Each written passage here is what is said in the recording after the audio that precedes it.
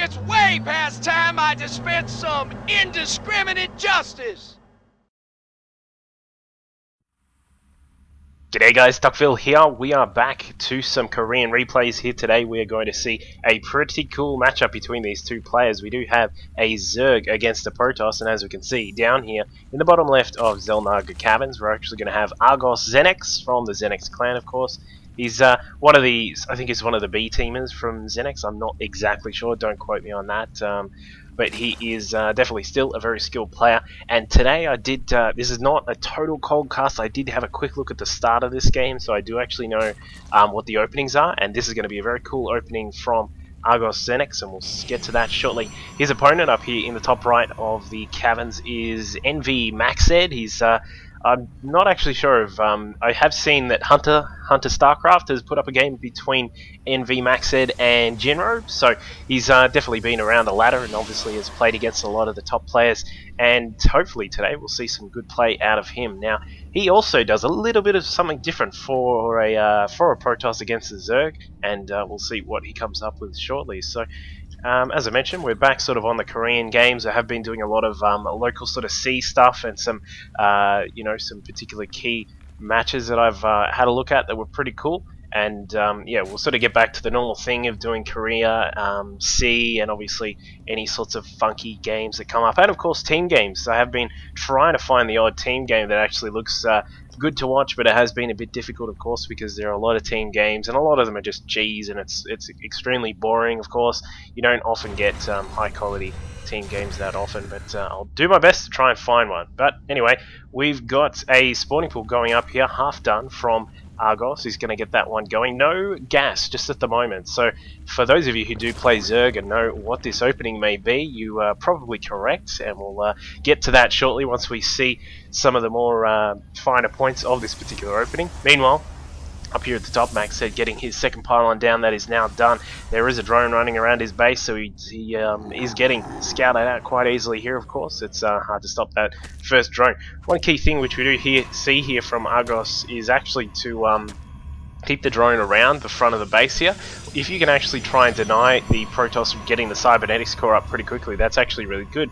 Interestingly though, as we can see here, MacSed has actually put it down right next to the Nexus. Normally you'd see a Protoss put a wall up down here, and of course that actually will be, you know, really well utilized against a Zerg who is doing any sorts of fast ling sort of pressure, anything like that. But as we can see, Argos is only just grabbing his hatchery now, so he'll be getting that done shortly. So the early ling pressure isn't really that bad. Now, as we can see here from MacSed, he actually has got his warp tech going pretty quickly. We've got 2 gas going up, so it's definitely not going to be some sort of 4-gate for the moment, or it could be a higher sentry count 4-gate, but we'll see what happens. We've got a second gate going up at the wall here. This is where this his opening actually starts to really become its own into its own sort of thing compared to what Protoss normally do, of course. So we'll see what happens here. He's got a second gate up. That's pretty quick for that. Now, one thing which this could be for, I suppose, is to scare the Zerg into thinking that it will be some sort of 4-gate. Of course, you can still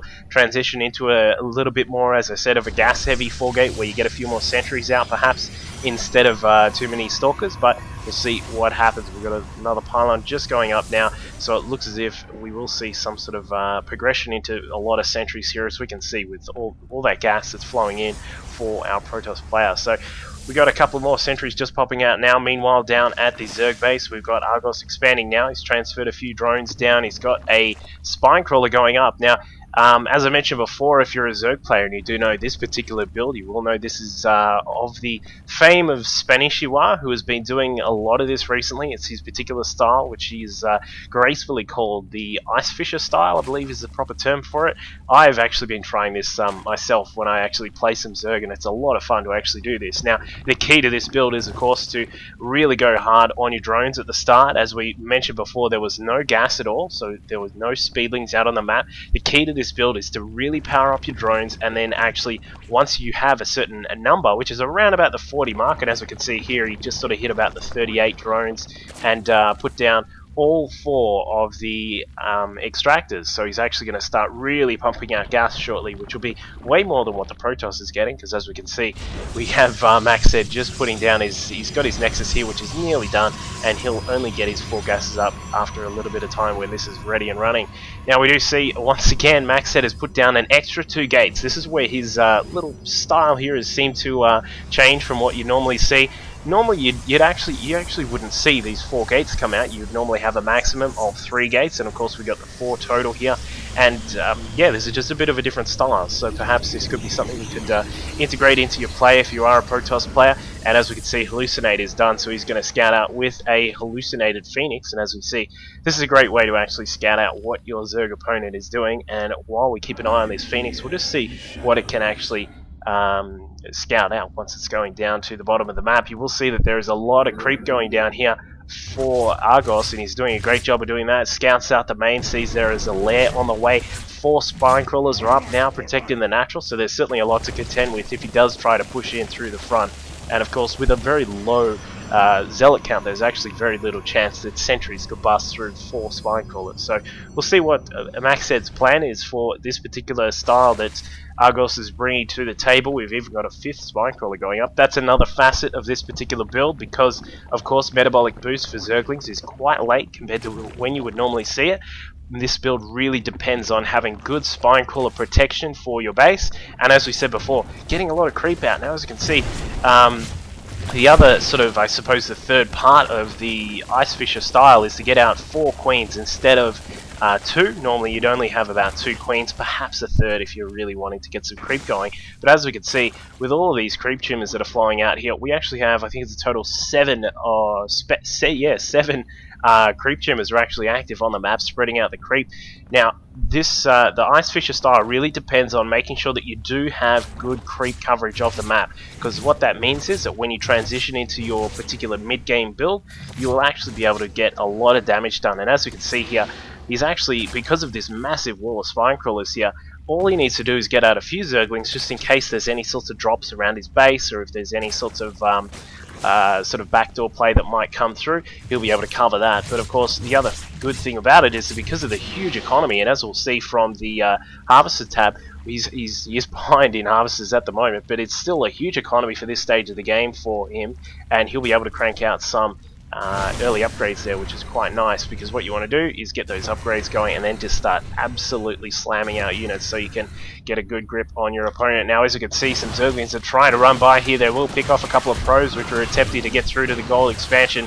No gold for them, they're going to have to stick with silver, and as we can see, the Zerglings are now going to get inside to the natural. Now, they're not going to go in. I'm a little bit surprised here that he didn't try and go in and pick off some of these probes, but of course it's a bit dangerous when you've got a whole Protoss army on your tail and a cannon inside the natural, protected there by a couple of pylons, which is a very cool trick, of course, that anyone could try out. But one thing which you may be wondering, with all these spine crawlers, all these Zerglings only, where's the air defense for Argos? Well, of course, that comes in the power of the queens. Now, with a couple of queens here, we do have 2, as we mentioned, that are running around, pooping down creep tumors all over the place. You can use them to put up a decent defense against any sorts of air pressure, and that can either allow you to put down a couple of spore crawlers for defense, or if you really need to, you can actually put down a Hydra Den and switch into Hydras and just start pumping out some Hydras. Now, as you can see, for MacSed, he scouts out that Infestation Pit is done. It is cranking out the Pathogen Glands upgrade, which is a great upgrade for any Zerg player, of course. Means your Infestors start with an extra 25 energy, and as we can see here, Argos is now grabbing a 3rd and a 4th base, of course. This is very daring to take the 4th. I'm a bit surprised he's going for this one up here, but either way, as we can see, the creep tumors are absolutely rampaging through this map here. We now have a total of 6 active creep tumors on this side, and we have still 3 over here, so that's 9 creep tumors which are roaming around the map, getting some map vision and map presence, which will enable Argos to actually get some good movement with his troops, which is of course a key facet of Zerg play. If you can make sure that you have your troops being mobile, as they always are, you can actually do a great job of defending your various positions, and of course a very daring position like this one here. So back to Protoss. Let's have a look what MacSed is up to. He's got 8 gates now. As you can see, there was a little bit of the Contaminate on the Forge there, which is trying to crank out the plus level 2 weapons, my bad. And he's going to get that up and running soon. So very, very different style. Normally you actually see a lot of a real powering of the Colossus, of course, when there's a lot of Zergling presence. But as we can see here, he's just about to get that going now with the Robotics Bay just started, and he'll get that going. Of course, we do have Templar archives, so the Templars can be used as another part of his army, and he does have a few in here. They don't have much energy yet, of course. With no Gadaran Amulet, you can't actually crank out any storms when you warp the Templar in, which is a bit unfortunate, but that's how the game has rolled. And as we can see, some Zerglings still roaming around the map with that extra creep tumor presence. He has been able to get them around really fast, and as we can see, some Infestors have popped out. Now this is a stage where this particular build, this Ice Fisher build, really does come into its own, when you can actually utilize the mid-game, use your Infestors to get around the map very quickly, because of course there is a lot of creep around. And as you can see, he is actually able to deny this third base, which is a really key base for MacSed. If he can get the third base, he won't be in as a bad position as he could be quite soon. If he loses any of these troops and sort of falls back with his army, he could be in a really bad spot, but we'll see what happens. And of course, if he can, as I mentioned, if he can get the third and start really pumping out those Colossus, he'll actually be in a good position. But as you can see, we do have a lot of Zerg forces running through the middle of the map, trying to deny these Protoss units from stopping that creep that's spreading through the map. Infestors now sitting down the back, they have a lot of energy. That's a lot of fungal growth, or a lot of infested Terrans that can be pumped out there for defense. Of course, another way you can utilize the infested Terrans is to jump up the back here on this little cliff here and shoot the infested Terrans down into the mineral line of this expansion. So we'll see if that perhaps is a plan that Argos can actually go ahead with. Now, as we go quickly back into the Protoss main, we do see that the main is now starting to mine out. It's getting a little bit low here. The natural, of course, is still going quite strong for the moment, and as we can see, Colossus have started to be pumped out of the robotics facility there, and as we can see, a couple more cannons going up to defend this third expansion. So take a look at the minimap, guys. Just have a quick look at what is going on here. We have creep tumors everywhere. They're absolutely steaming through this map here. These ones are starting to get a bit daring over here. If they go any further, they are going to be picked off by the cannons, because the cannons can see that far. There we go, and not to mention an observer is out, so we'll see that the observer is going to help out with reducing the creep tumors. Meanwhile, down here at the third base, or the attempted third base, some Zerglings do try and come in here and try and stop the base from getting secure. As we can see here, very sort of an old school trick you can use is to put some gateways in front of your cannons to make sure they are protected against those sorts of guerrilla attacks that do come from a Zerg player with some Zerglings that can run in. They actually have a lot less surface area to attack the cannons in. Now, as you can see, we did have a Phoenix. We did have a Phoenix that was scouting around, has seen a little bit of the map here. He does not know about this fourth base up here, although I would perhaps think he would be assuming that it is there. Meanwhile, he does know the third is up, and that there is a Roach Warren, a Hydra Den. Everything is now coming along for Argos. He's going to have an absolutely steaming economy. As we can have a quick look here, we're actually up to 74 harvesters to 56. This third base now coming into effect. Infested Terrans being chucked off the cliff there, and they are going to rip apart any of these probes that come along. They will have a bit of a hard time against the cannons, but it looks like they're actually being focused on the Nexus, and this Nexus will actually go down. There are just not enough cannons on that side of the base to actually take out the infested Terrans, and there it goes. Nexus going down, and we do have a counter attack with the Zerglings out trying to get inside here. As we mentioned, that wall off of the cannons has actually provided the Zerglings with a tough route to get inside and kill those cannons, but they do not get inside. Meanwhile, the Zerglings are going to have to run away because there are way too many forces out for MacSed to actually get in and do too much damage. Now, the Infestors still have a lot of energy there. As we can see, they are way up on energy, so they will easily be able to steam through any of the Protoss units that get in their way. Meanwhile, speaking of huge units, Broodlords are now out. There are 6 Broodlords here in this little cluster. However, they're in a bad position here. The Stalkers are now blinked on top of them, but the blink is going to be nullified by the fact that fungal growth is going down. As we can see, Broodlords down to the side, Infestors coming in the back here. And we do see Neural Parasite on top of the Colossus. Colossus have been stolen. That is no getaway car. He's actually using them just to rip through all of those Stalkers. Stalkers have now been absolutely annihilated. Of course, this gives the Broodlords dominance over the skies, and they will be able to take care of any of the extra Protoss units that were there. As we can see, a brilliant fight there from Argos, actually not losing too many of his units. He did lose a few Broodlords here and there, lost a few Infestors, of course, all the Zerglings as well, but they are worth nothing at all, so that matters not to Argos. But his economy now is starting to pump out. We actually do have a lot of upgrades coming along for him. He's getting Flyer Carapace level 1, he's got missile attacks level 2, along with Roach speed is coming along now, and as we can see, the Broodlords are starting to get to work on this attempted wall off here of the cannons. So once that goes down, any sorts of units will be able to actually take out the cannons that are inside this third base here. And keep in mind, this third base has not been established at all. It has only just gone up. Another beautiful fungal growth going down. Archons have come into the mix for MacSed. He's going to try and use them to obliterate the bio units. Of course, the Archons do an extra amount of damage against the bio units. They're now doing 43 damage, given that they do have +2 to weapons. All the Broodlords have been removed by the Stalkers. Brilliant job by MacSed to remove those now. And as we can see here, the economy once again kicking in from Argos with this awesome style. Not to mention how speedy his reinforcements are, because he's got this creep still going all around the map. And as we can see over to the right here on the minimap, we actually still have a lot of creep that's spreading up the side. Now the Colossus are still a powerful force here, despite how little the army has become.